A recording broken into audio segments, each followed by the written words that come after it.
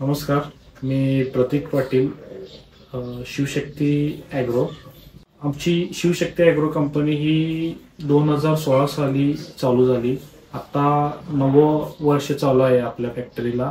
जेव्हा या फॅक्टरीची सुरुवात झाली तेव्हा फॅक्टरी ही डेली 100 किलो प्रोसेस करत होती। आता पूर्ण फॅक्टरीची capacity daily 2 ton, daily 2000 kilo daily process चालू असते।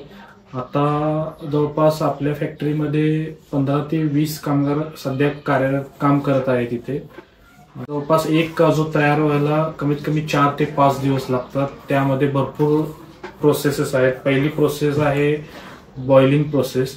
पहिला रॉ कॅश्यू नट्स हे बॉइलिंग केलं जातं। त्यानंतर दुसरी प्रोसेस आहे ही कटिंग प्रोसेस। ह्यामध्ये बॉइल केलेला काजू हा कटिंग केला जातो। नंतर तिसरी प्रोसेस आहे ही सॉर्टिंग प्रोसेस। यामध्ये कटिंग केलेला काजू शेल मधून त्याचे काजूचे केर्नल्स बाजूला काढले जातात आणि पुढच्या प्रोसिजरसाठी ते पाठवले जातात।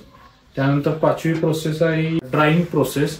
यामध्ये काजूला हीट देऊन त्यामधले मॉइश्चर कंटेंट पूर्ण ड्राइंग केला जातो। सहावी प्रोसेस आहे ही पिलिंग प्रोसेस। पण पिलिंगच्या आधी मॉइश्चर ही प्रोसेस असते। मॉइश्चर मध्ये काजूला तुमच्या पूर्ण मॉइश्चर करून मग पिलिंगला पॉलिशिंग साठी पुढे पाठवलं जातं। सातवी प्रोसेस आहे ही ग्रेडिंग, त्याला आपण नेटिंग म्हणतो। ग्रेडिंग मध्ये जवळपास काजूचे 14 ते 15 व्हरायटी आपण ग्रेडिंग करतो।